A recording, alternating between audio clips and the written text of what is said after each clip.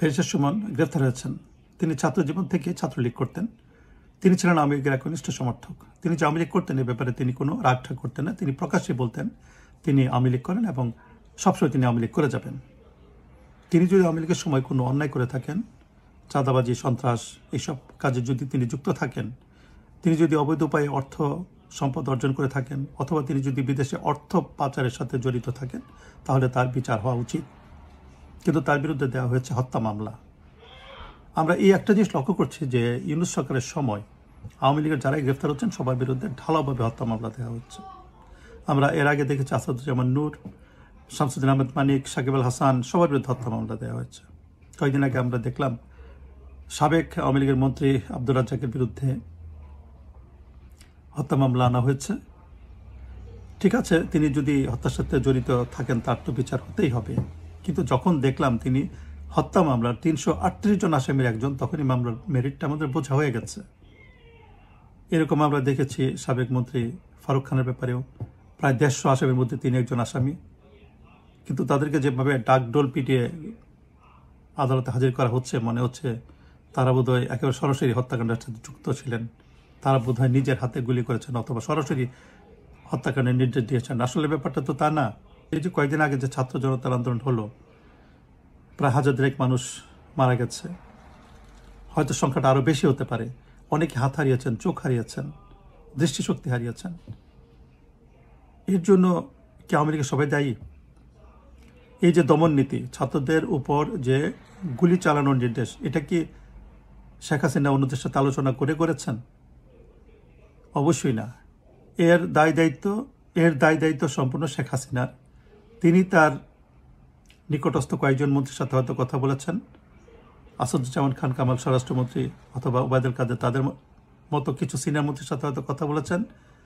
তিনি হয়তো কথা বলেছেন তার বোন শেখ রেহানার সাথে, তার নিজের ছেলেমেয়েদের সাথে, অথবা রেহানার ছেলেমেয়েদের সাথে, তার পরিবারের সদস্যদের সাথে তিনি কথা বলে থাকতে পারেন, অথবা তাদের আত্মীয় স্বজন যারা সামরিক বাহিনীতে আছেন এরকম কিছু সামরিক কর্মকর্তার সাথে কথা বলে থাকতে পারেন। কিন্তু সাধারণ মন্ত্রী, সংসদ সদস্য বা সাধারণ যারা আওয়ামী লীগ করে থাকেন, তাদের সবার মতামত নিয়ে তিনি গুলি চালিয়েছেন, এটা একেবারে বিশ্বাসযোগ্য না। এই ধরনের সিদ্ধান্ত বাংলাদেশের দলীয় প্রধানরা কখনই সবার সাথে কথা বলে নেন না। আমাদের দলগুলি যেগুলি গণতন্ত্রের জন্য আন্দোলন করে, আওয়ামী লীগ, বিএনপি, জাতীয় পার্টি, এগুলি একটা দলও কিন্তু গণতান্ত্রিক দল না।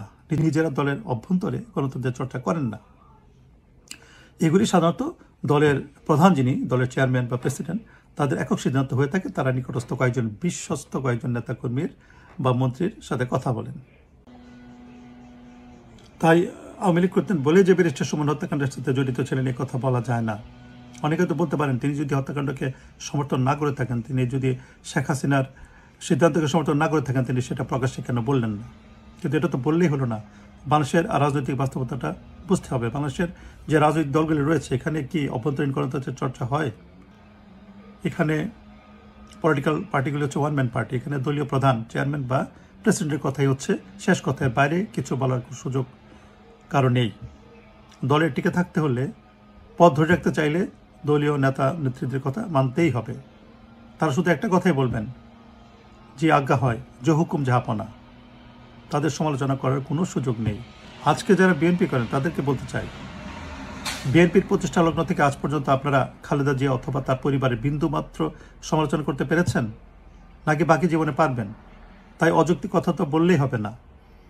ব্যারিস্টার সুমন তিনি যেটা বিশ্বাস করেন তিনি সেটা প্রকাশ্যে বলেছেন।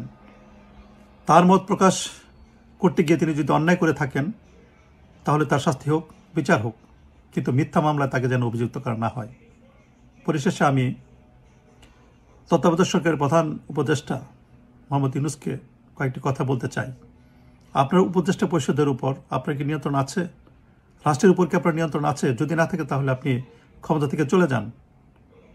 এই 18 কোটি জনগণের দেশে নেতৃত্বের অভাব হবে না। যতক্ষণ পর্যন্ত উপযুক্ত নেতৃত্ব না আসবে ততক্ষণ পর্যন্ত দেশে পরিবর্তন চলতেই থাকবে।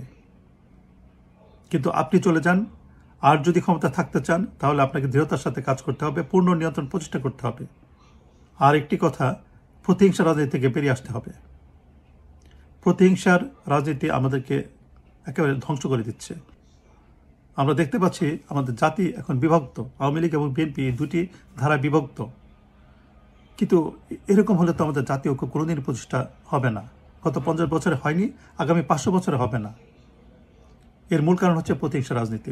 যখন আওয়ামী লীগ ক্ষমতায় থাকে তখন তারা বিএনপিকে ফাঁসানোর চেষ্টা করে, আর যখন বিএনপি ক্ষমতায় আসে তখন তারা আওয়ামী লীগের নেতাকর্মীদের ফাঁসানোর চেষ্টা করে। এখানে নৈতিকতা বলতে কোনো কিছু নেই, যে কোনোভাবে ফাঁসিয়ে দিলেই হলো। আর আমরা মাথা মোটা জনগণ, আমরা তাদের পেছনে লাফাতে থাকি, কেউ বুঝে আর কেউ না বুঝে। অতএব যদি সুস্থ রাজনৈতিক ধারার বিকাশ ঘটাতে চান, এখন থেকে শুরু করতে হবে। আপনি বলেছেন সব রিসেট করতে, অতীতের সমস্ত প্রতিহিংসা সব রিসেট করে দেন, নতুন করে শুরু করেন, নতুন করে শুরু করেন। আমরা একটা রাজনীতির নতুন ধারা দেখতে চাই। আর যদি সেটা না করতে পারেন তাহলে শেষ পর্যন্ত যে যাই করুক আপনি কিন্তু ইতিহাসে দায়ী থাকবেন। আমরা কিন্তু আপনার সমালোচনাই করব। আশা করি আপনি সঠিক সিদ্ধান্তটা নিতে পারবেন। আপনার জন্য শুভকামনা রইল।